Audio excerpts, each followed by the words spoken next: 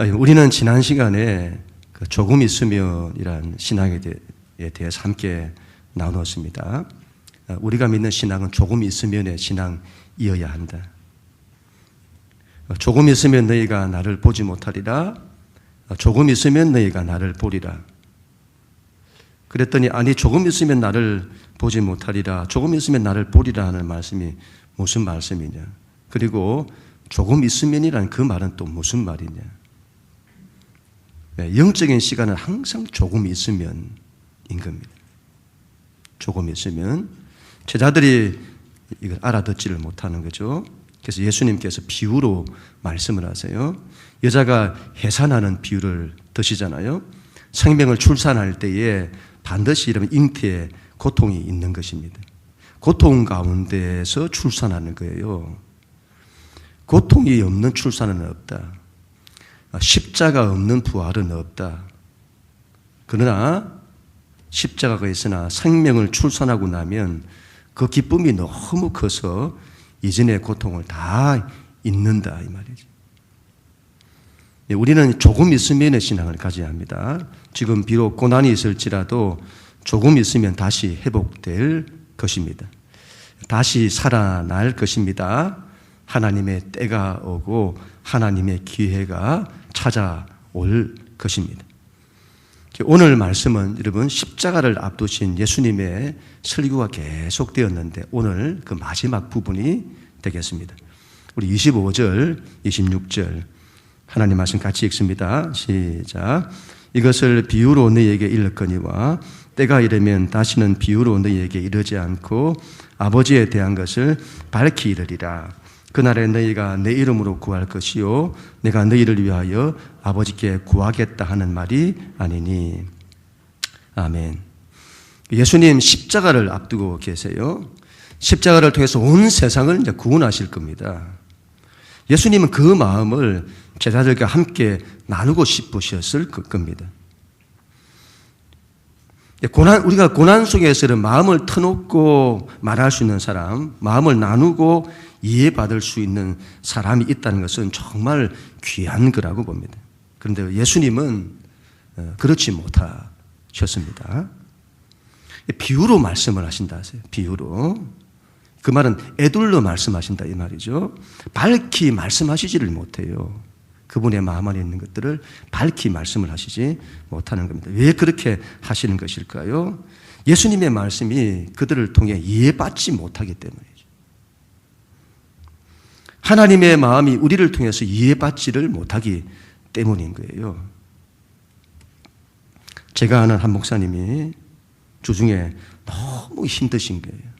지금 코로나 이후에 교회들마다 얼마나 힘이 드는지. 너무 힘드셔가지고 바람을 쐬고 싶다는 거예요. 그랬더니 다른 한 분 목사님이 그러냐고. 전도하러 가자고. 전도하면 찬바람이 쌩쌩 분다고. 바람 쐬러 가자. 마음이 힘들다는 거죠. 마음을 나누고 싶다는 거예요. 마음에 있는 솔직한 이야기를 하고 싶다는 거죠. 우리 예수님도 그러셨다고 봐요. 당신의 십자가 고난도 고난이지만 제자들을 바라볼 때에 그 십자가 앞에서 다 실패할 제자들을 바라볼 때 그 안타까움이 말로 다할 수가 없는 거죠. 그런 마음들을 나누고 싶으신 거예요. 누구와요? 나와. 그런데 우리가 준비가 안 된 거예요. 우리가 하나님의 마음을 받아줄 마음이 준비 안 된 거죠. 우리가 하나님의 마음을 이해하지를 못하는 거죠. 그런데 예수님께서 그 마음을 밝히 말할 때가 온다는 거예요. 그때가 되면 내가 너희에게 밝히 이르리라. 그때가 언제죠? 부활하시고 이후에 성령께서 오실 그때에 밝히 말하리라. 성령님은 하나님의 영이세요. 그래서 고린도전서 2장 10절 11절에 오직 하나님이 성령으로 이것을 우리에게 보이셨으니 성령은 모든 것, 곧 하나님의 깊은 것까지 통달하시느니라. 사람의 일을 사람의 속에 있는 영 외에 누가 알리요? 이와 같이 하나님의 일도 하나님의 영 외에는 아무도 알지 못하느니라. 우리 하나님의 마음을 하나님 안에 있는 하나님의 영보다 더 아는 분이 없는 겁니다. 그래서 그분이 오실 때, 그때가 되면 성령께서 하나님의 마음을 밝히 말씀하시리라. 예수님께서 계속 기도에 대해서도 말씀을 하세요. 기도할 때가 된 거예요. 기도할 때가. 그런데 이 제자들이 기도를 제대로 못하는 거죠.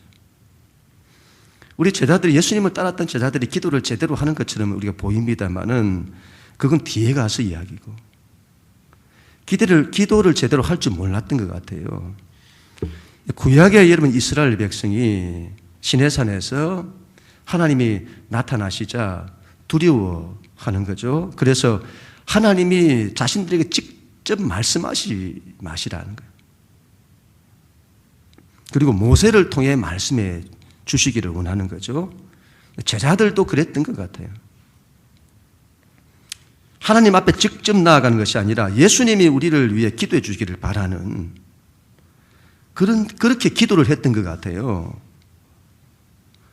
자신이 직접 하나님 앞에 나아가서 기도하지 못하고 엄마 아빠가 나를 위해서, 목사님이 나를 위해 기도해 주기를 바라는. 그런데 그날에는 너희가 나처럼 직접 하나님을 뵙고 기도하게 될 거다. 너희가 그렇게 될 거다. 언제요?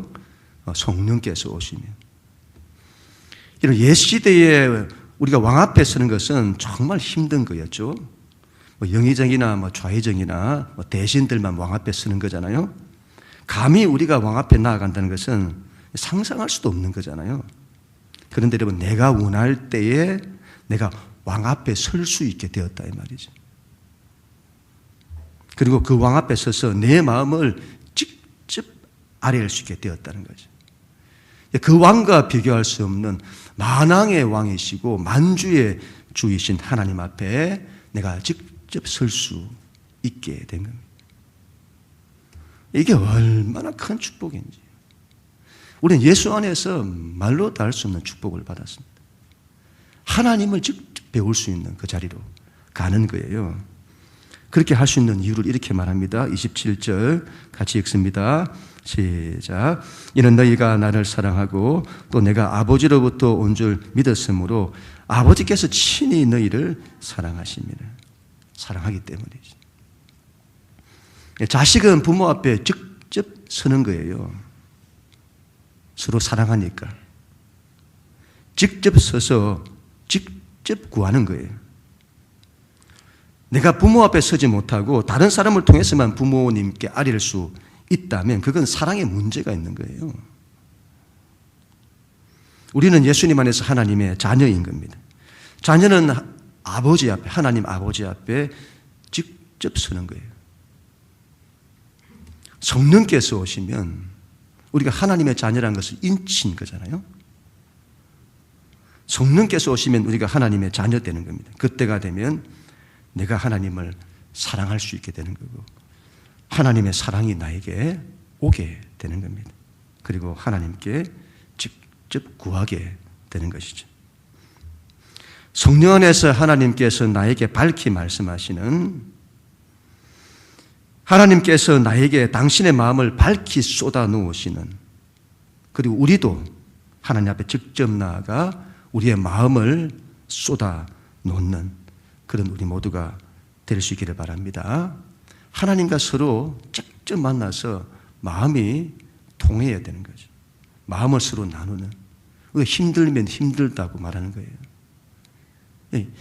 하나님 앞에 나가서 하나님 저 힘들어요. 그런 걸 말을 잘 못해요. 하나님과의 사랑의 관계 속에 들어가면 하나님 저 힘들어요. 하나님 저 좀 도와주세요. 직접 말하는 겁니다. 기쁘면 기쁘다고 말하는 거예요. 하나님 저 오늘 너무너무 기뻐요. 말하는 거죠. 하나님 사랑해요. 이렇게 말하는 겁니다. 그러면 하나님도 나도 너를 사랑한다. 내가 너와 함께 할 거다. 하나님과 마음을 주고받는 그런 사람 되어야 합니다. 그리고 우리 모두가 다 될 수 있기를 축복합니다. 예수님 계속 말씀을 하세요. 내가 아버지께로부터 이 세상에 왔고 이제는 이 세상을 떠나서 아버지에게로 갑니다. 아버지께로부터 와서 아버지가 보내신 그 부름의 뜻을 이루고 그리고 이제는 아버지께로 다시 간다. 그렇게 말씀하시죠. 그래서 제자들이 오해를 합니다. 29절 30절 말씀 같이 읽습니다. 시작.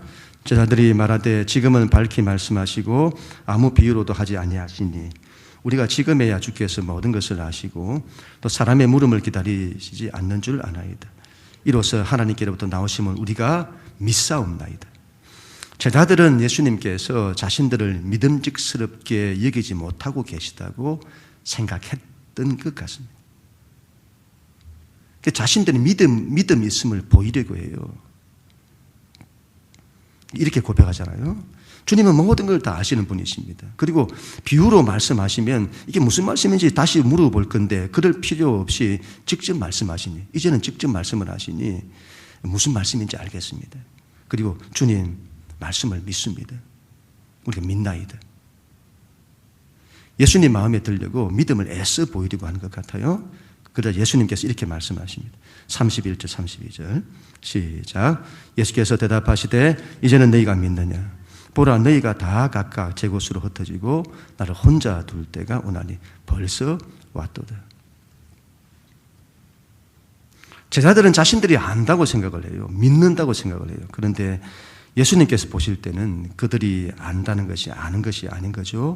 그들이 믿는다는 것이 믿는 것이 아니에요. 우리는 평소에 내가 믿는다고 생각을 해요. 믿음이 있다고 생각을 해요. 그런데 그 믿음이 고난을 만나면 도전받습니다. 시험대에 오르게 되는 거예요. 내가 믿는 게 맞나? 고난 속에서 하나님을 신뢰하지를 못하는 거예요. 내가 믿는다고 했는데 믿음이 아닌 거예요. 그래서 예수님 너희가 믿느냐? 이 말은 너희가 믿는다고? 그런 말씀이죠. 보라, 내가 믿는다고 하는데 보라, 너희가 이제 다 각각 제 곳으로 흩어지고 나를 혼자 둘 때가 온다. 아니 벌써 왔다. 금방 믿는다고 했다가 금방 실패하는 거예요.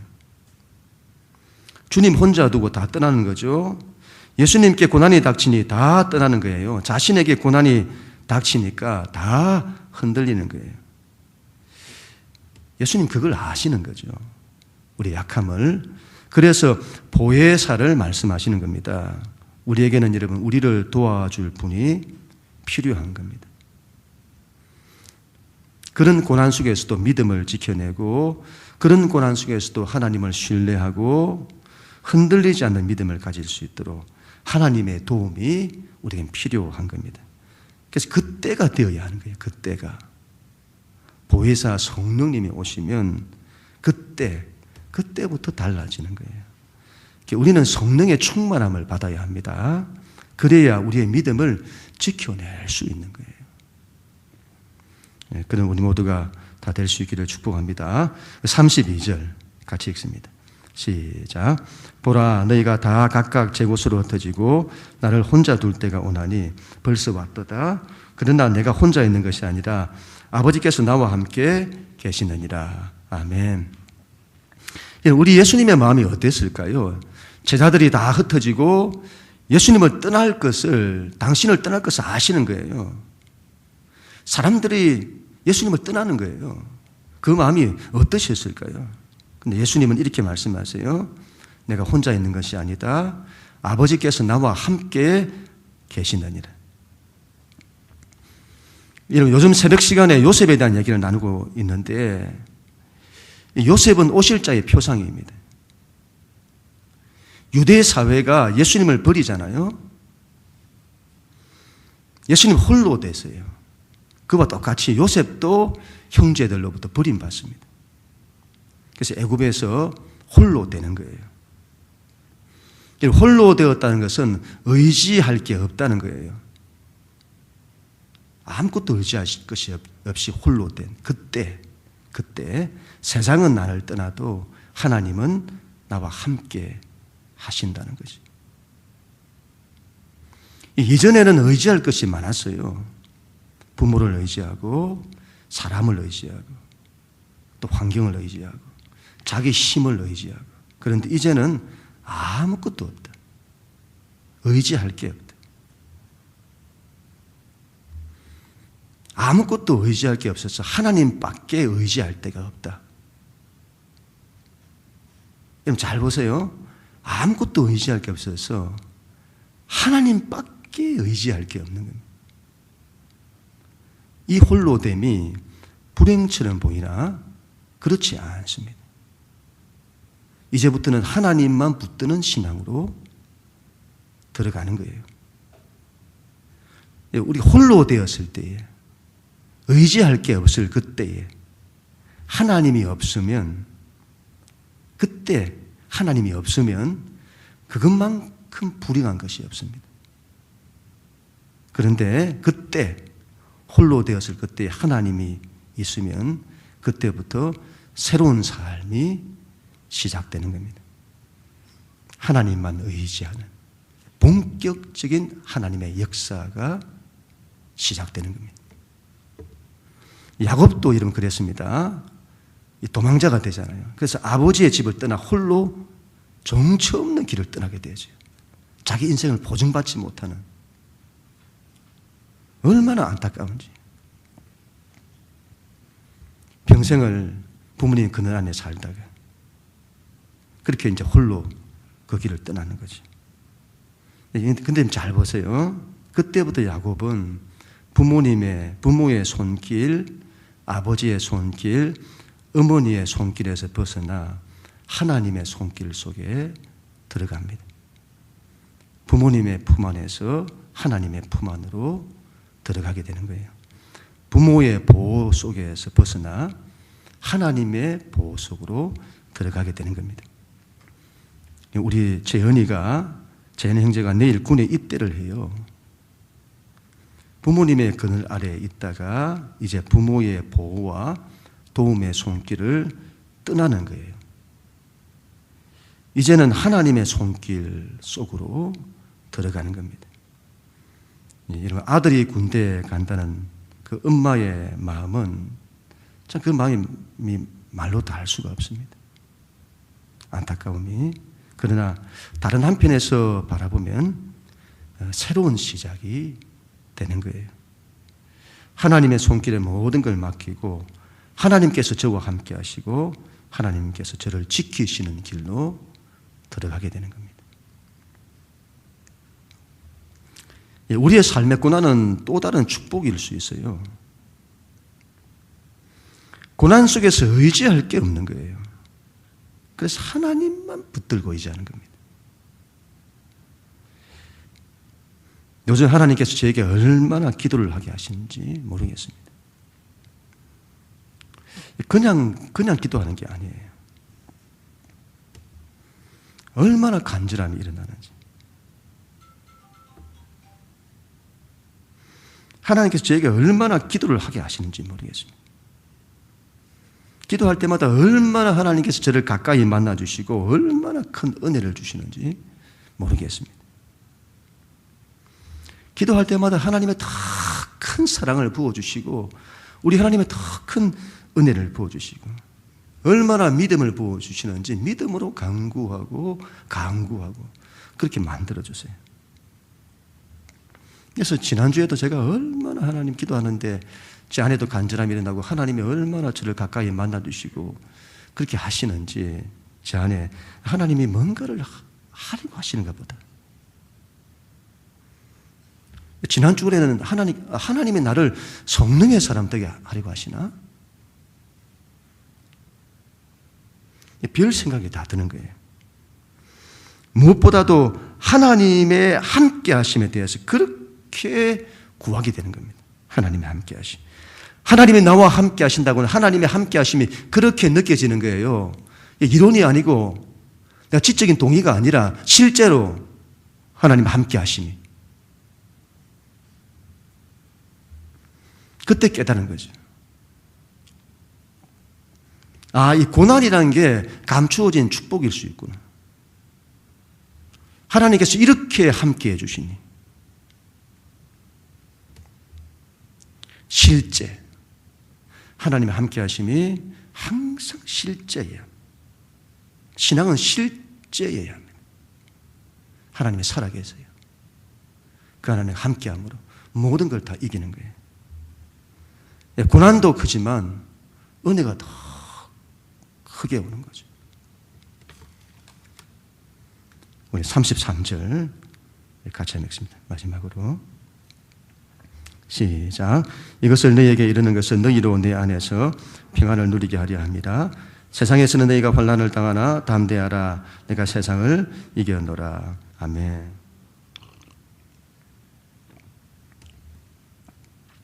여러분, 우리 예수님의 마음이 여기에 있다고 봅니다. 예수님은 우리가 평안하기를 원하세요. 그런데 우리가 평안을 다 잃어버리죠. 왜 그렇죠? 지기 때문입니다. 우리는 내 힘으로 감당할 수 없는 문제를 만나면, 환경을 만나면, 장애를 만나면 평안을 잃어버려요. 지기 때문이에요. 싸워보기도 전에 진다는 말이 있잖아요.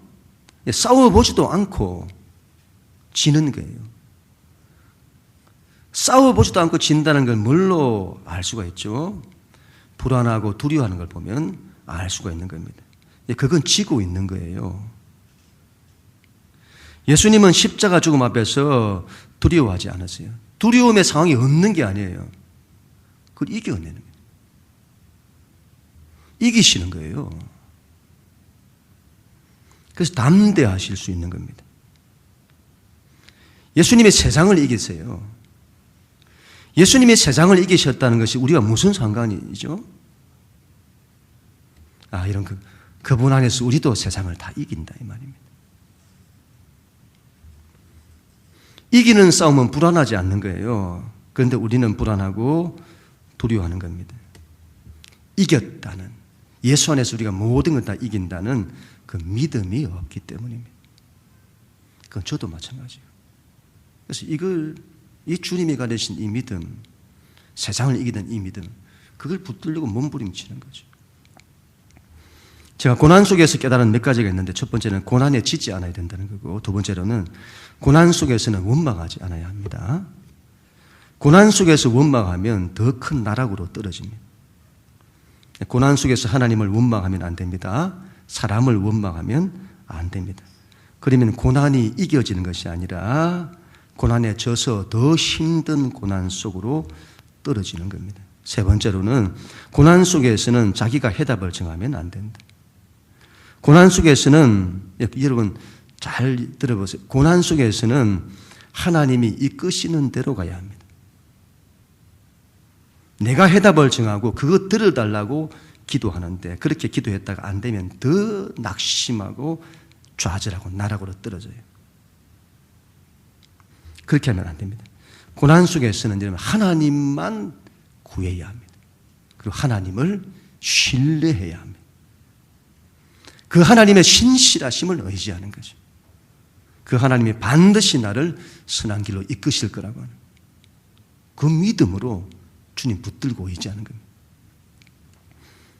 새벽마다 요셉에 대한 이야기를 나누면서 참 많은 은혜를 받았습니다. 요셉이 말로 다 할 수 없는 고난을 겪잖아요. 요셉의 인생은 고난의 연속이에요.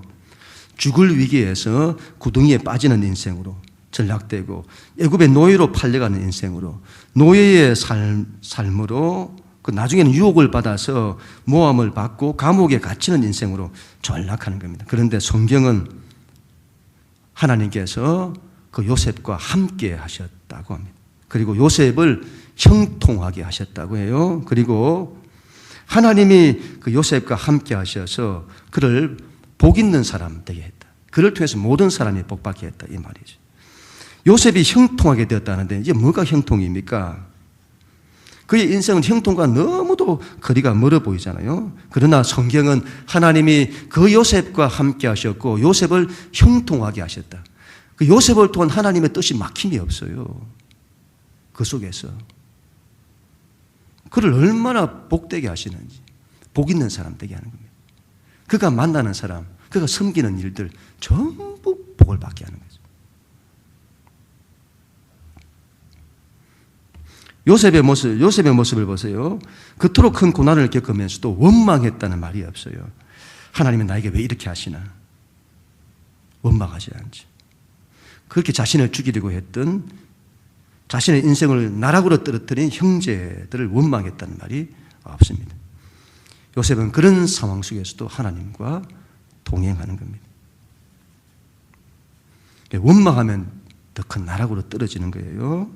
오히려 하나님의 함께 하심으로 고난 속에서도 평안하고 모든 걸 이겨내는 겁니다.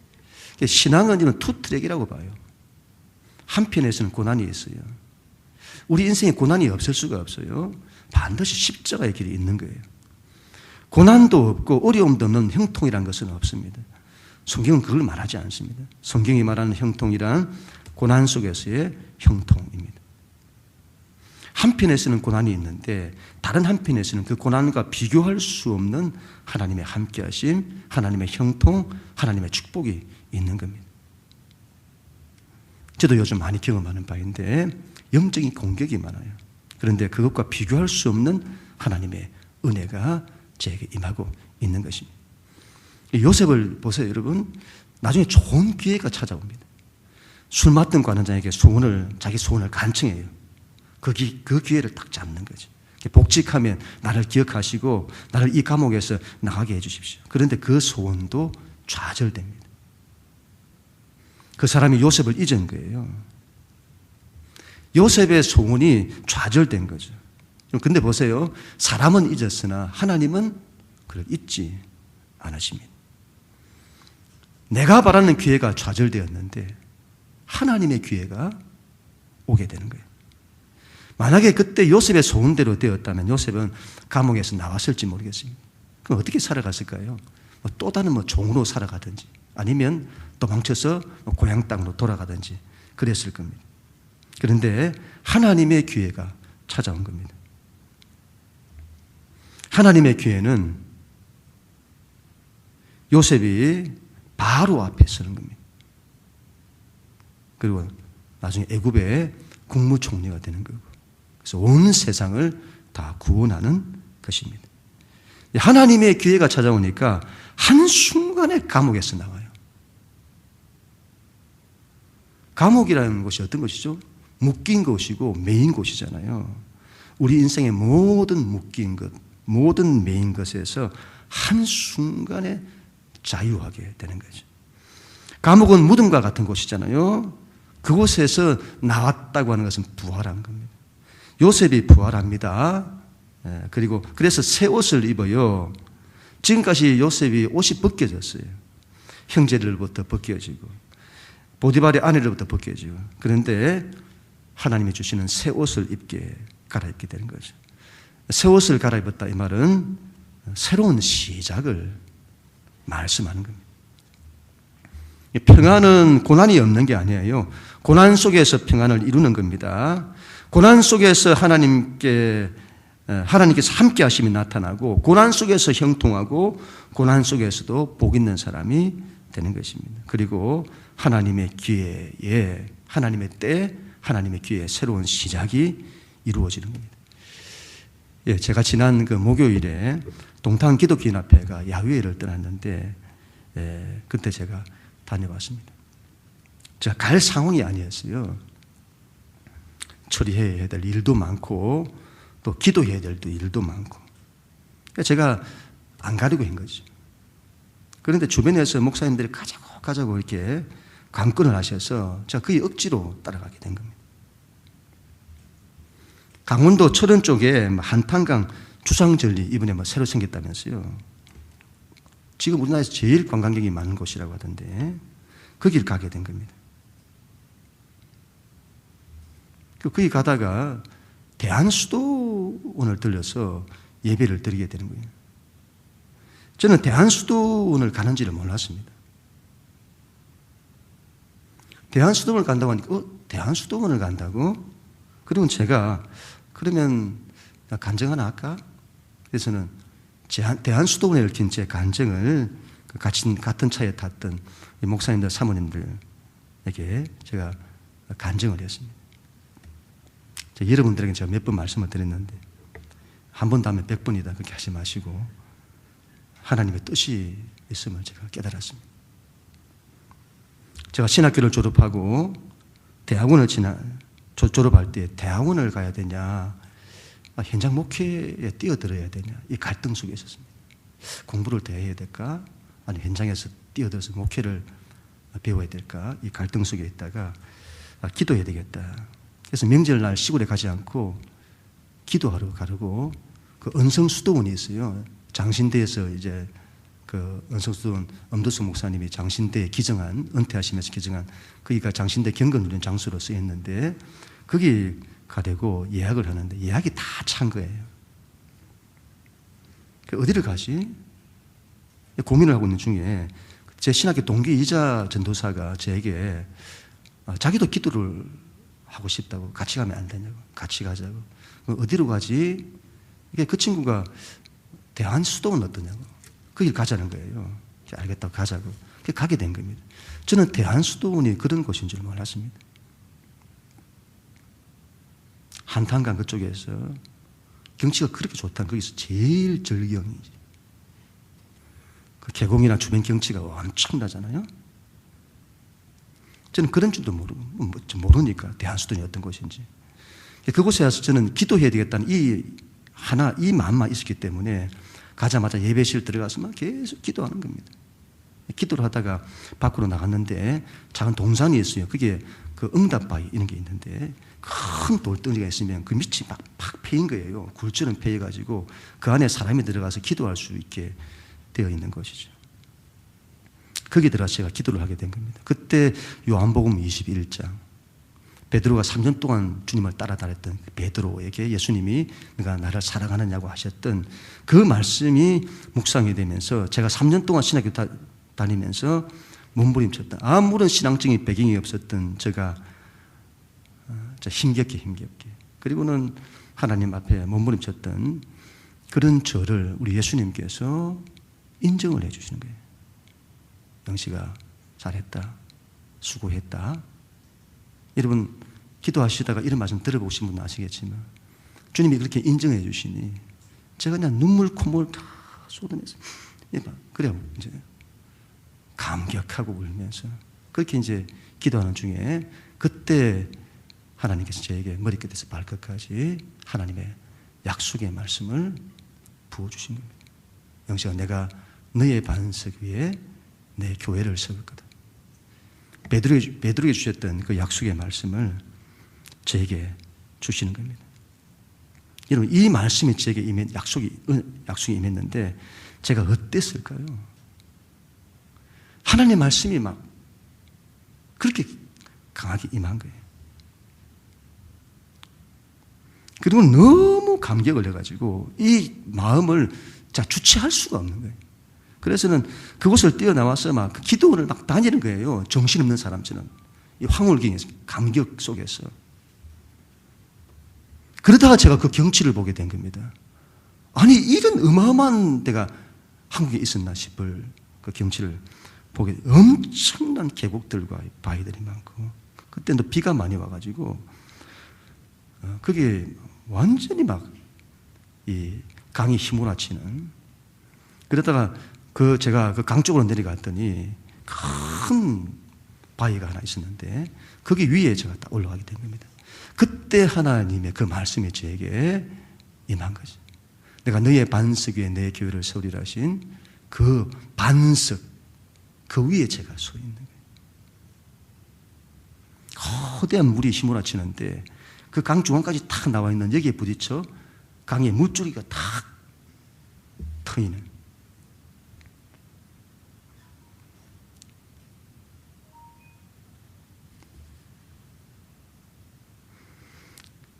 그때 제가 깨달은 거죠. 하나님께서 이 약속을 주시려고 날 이곳으로 보내신 겁니다. 제가 의도하지도 않았는데 이곳에 보내셔서 그 말씀이 틀림이 없다고 하는 것을 저에게 확증시켜 주신 것이죠.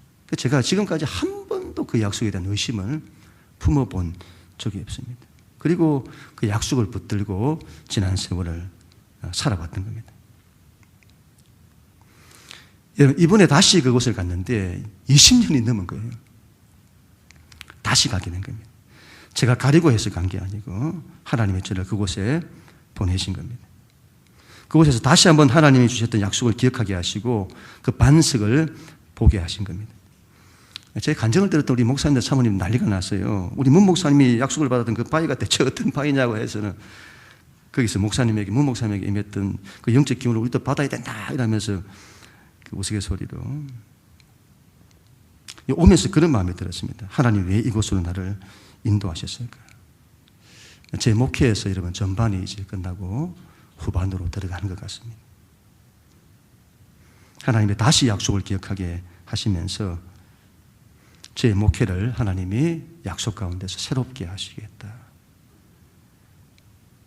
그래서 저를 이곳에 보내셨다는 그 마음들이 들었습니다. 영식아, 내가 너를 새롭게 할 거다.